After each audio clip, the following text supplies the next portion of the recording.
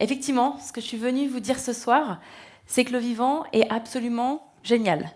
Si vous prenez quelques minutes pour venir regarder une toile d'araignée, vous ne ferez plus jamais le ménage dans votre grenier de la même manière. La toile d'araignée, elle est connue pour avoir des propriétés mécaniques exceptionnelles, 5 fois plus résistante que l'acier, 3 fois plus résistante que le Kevlar, qui est pourtant l'ingrédient principal des gilets pare-balles. Eh bien, l'araignée sait le faire de manière très simple. Ce que vous savez peut-être moins, c'est que cette soie d'araignée, elle a aussi des propriétés antibactériennes qui en font un très bon modèle pour du fil chirurgical.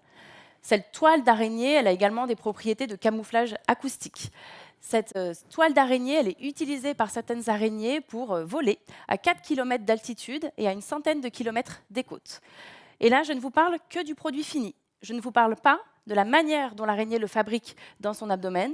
Je ne vous parle pas non plus de la manière dont l'araignée peut le manger pour le recycler et réutiliser ses précieux ingrédients. Le biomimétisme, imiter le vivant, c'est bien ce constat qu'on a dans le vivant une grande ingéniosité et qu'on peut s'en inspirer pour repenser nos systèmes humains.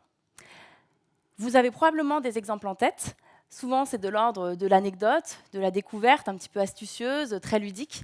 Seulement aujourd'hui, le biomimétisme, c'est une véritable stratégie de conception innovante qui est outillée, robuste, pluridisciplinaire, qui combine ingénierie et biologie pour l'innovation industrielle.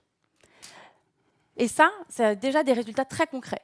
On en trouve par exemple dans l'innovation un petit peu dite incrémentale. On va chercher à optimiser nos infrastructures en optimisant la porosité sur le modèle du bambou ou de l'os pour consommer moins de matière, moins d'énergie. Ce qu'on va vraiment chercher dans le biomimétisme, c'est de l'innovation dite de rupture. C'est comment est-ce qu'en regardant ce catalogue de solutions biologiques, je peux faire un pas de côté et trouver de vraies alternatives. Je vous ai parlé au début de la propriété antibactérienne de la soie d'araignée. Eh bien ça, si j'ouvre ce catalogue du vivant, en fait, il y a aussi la peau de requin qui est particulièrement performante. Et cette peau de requin, pour être antibactérienne, elle a une géométrie de surface particulière qui la rend aussi efficace que des détergents chimiques toxiques que nous utilisons massivement. Et donc ça, c'est une révolution au bloc opératoire, où on a besoin d'environnements stériles, mais c'est aussi une révolution dans la lutte contre la résistance aux antibiotiques ou dans la question de la pollution de eau. Donc le vivant est formidable. Dans les exemples que je vous donne là, c'est comme si j'avais pris une loupe pour regarder des phénomènes très précis, des singularités du vivant, des pépites finalement. L'enjeu aujourd'hui, c'est déjà fascinant, mais l'enjeu aujourd'hui pour repenser nos organisations, ça va être plutôt de faire un pas de recul, de dézoomer et de regarder le vivant dans son ensemble. Et là, de voir ce qu'il nous apprend. Et quand je fais ce pas de recul, je me rends compte que le vivant, pour se nourrir, pour construire son habitat, va principalement utiliser des matières premières qui sont locales et abondantes. Le vivant va transformer cette matière avec très peu d'énergie, pas de haute pression, pas de haute température dans le vivant. Le vivant ne génère pas de déchets. Un déchet pour l'un est une ressource pour l'autre dans un écosystème. Le vivant, pour assurer l'ensemble de ses fonctions vitales, va optimiser en permanence sa consommation d'énergie et l'allocation de ses ressources. Et le vivant, pour faire tout ça, il échange énormément d'informations à l'intérieur de son organisme, entre organismes, au sein d'une espèce, au sein d'un écosystème. Ça peut être un petit peu facile, dit comme ça, mais pour autant, c'est très concret. Si vous pensez à votre cerveau, c'est comme un ordinateur qui est capable de faire plus de 1 million de milliards d'opérations de calcul par seconde, en consommant 6 fois moins d'énergie que votre ordinateur de bureau, et qui fait ça en étant principalement et uniquement constitué de sucre, de graisse et d'oligo-éléments qu'on trouve dans notre alimentation. Et donc ces principes du vivant, ils nous montrent que finalement, il y a 3 paramètres clés dans ce développement durable, qui sont la matière, l'énergie et l'information. Et c'est sur ces 3 paramètres que se cristallise l'ensemble de nos enjeux. Si je vous parle du plastique dans les océans, la matière. On vient de parler de sobriété énergétique, indispensable. Si je vous parle des impacts environnementaux de l'industrie du numérique, que ce soit dans les matières premières, dans la fin de vie ou dans la consommation d'énergie en phase d'usage, on a ces 3 paramètres clés qui sont toujours présents. Eh bien, le vivant, il sait manier de manière très subtile et efficiente ces paramètres-là. Et les principes du vivant, ils convergent avec les enjeux du développement durable, avec l'éco-conception, avec l'économie circulaire. Peut-être même qu'ils vont plus loin.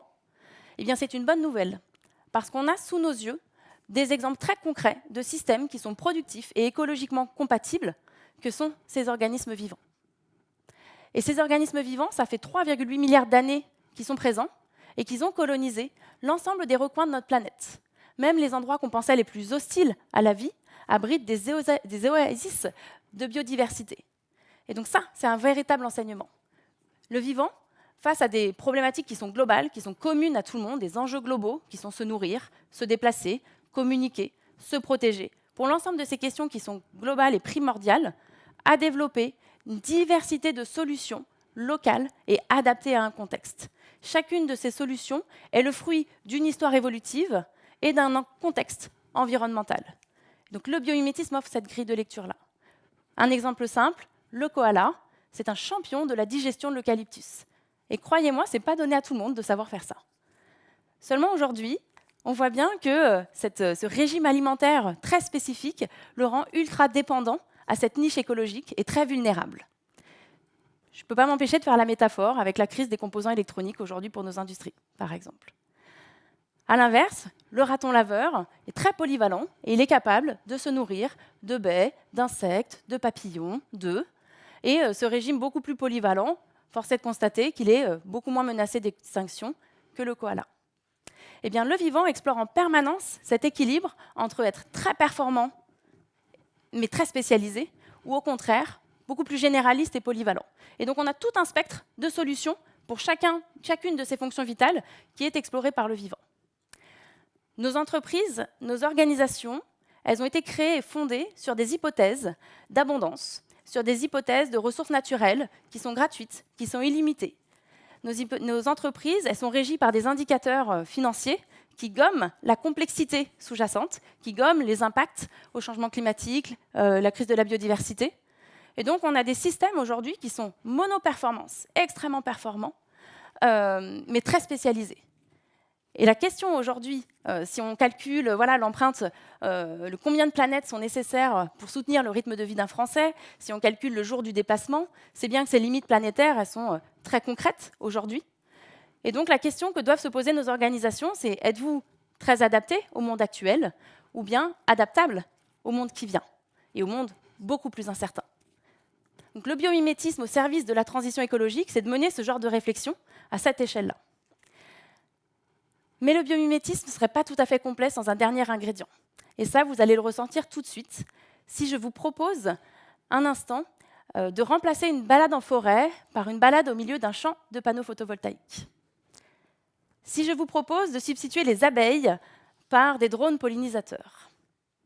Sans être très fort bleu, on va sentir le malaise.